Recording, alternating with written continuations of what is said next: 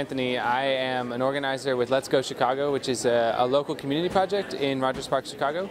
And that's an affiliate of Grand Aspirations, which is one of the organizations that helped to put on PowerShift. The Green Economy Hub is around this idea of the green economy. And what is the green economy? It's a solidarity economy that balances human needs and ecological needs. It's not green capitalism. We're not just like rebranding Walmart bags with leaves. We're like really thinking about what the infrastructure is of after we take away everything that we don't want anymore. Like what happens after we stop Keystone XL? What happens after we get rid of fossil fuels in our world? So we're thinking about that next step. We're thinking about where our food comes from when there's no more Kroger or Meijer or whatever your supermarket is. We're thinking about what kind of transportation you have when you don't have cars. Like, is it bikes? Is it some kind of like solar-powered rail project or something like that? So it's anything that's the after. It's all starting actions. So I feel like it's a relatively new idea because a lot of the environmental movement up until this point has been things like national parks. Like we just have to preserve it. We don't have to do anything to it. We just have to make sure no one dumps any nuclear waste there. Or it's a lot of stopping actions. Like we have to divest, or we have to protest a bank, or we have to get rid of dirty capitalism or whatever it looks like. So it's a relatively new idea, I think, to think about this next system, and it's started after a lot of PowerShift action. Actually, in 2007, my personal organization, Grand Aspirations, it was a bunch of kids in a room saying like, we can start this right now. We can do this right now. I think with the Occupy movement as well, that was a pretty critical development in like empowering ourselves to not rely on corporations or governments to solve the problem because they're not invested in solving the problem. We had a really interesting thing at the Hub. We had a really interesting what do I want to call it, like exclusive seminar at the Hub called Financing the Revolution, and we talked about how finance, the whole way that that world finance works is to make sure that profit is the goal. So like at any given point, a person is a liability because you have to pay them, but if you can find out a way to not pay them, then you're winning the game. And like that goes from everything down to like, if you don't have to be responsible about where your waste goes, you're winning the game because you don't have to pay to get rid of your waste. And like that's what we've been working against for so long, and I personally have felt very like tired and burnt out. Like it's hard to go to NATO protests. It's hard to like always like be on the streets yelling, and like this is much more like life-giving work for me. This is like, I'm building gardens, I'm teaching kids about where their food comes from. I'm like starting a CSA, I'm starting workers cooperatives, so it's like very empowering work. This is the green economy, we found it. The Green Economy Working Group, which is part of like, it's 4 organizations, Grand Aspirations, Groundswell, the New Economic Institute, and Green for All. Which are all organizations of the Energy Action Coalition who put on PowerShift.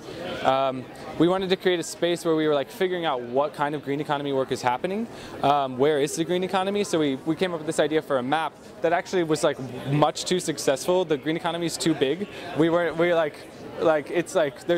out of paper, we ran out of thumbtacks, like we're almost out of yarn, like we're just like trying to find out what we can do to keep mapping the green economy.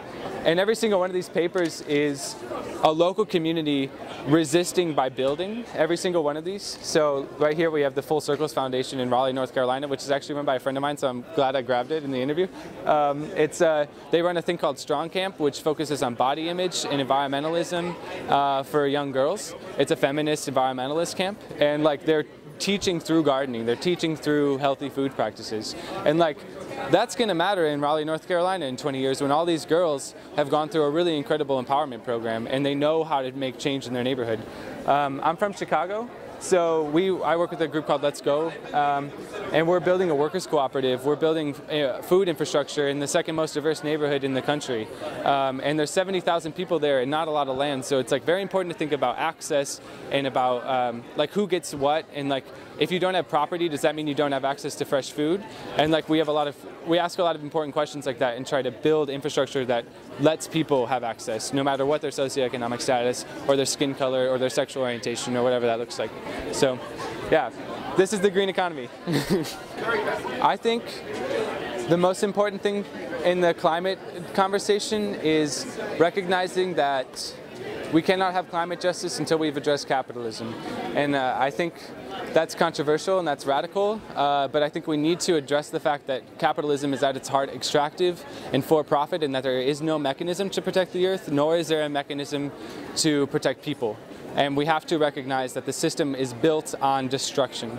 And until we come up with a better system, until we come up with better systems, local systems, whatever they look like, we will not be solving the problem. Until we address social inequality that is also a part of capitalist enterprise, like it matters that minorities are minorities and that they're meant to fight with the majority.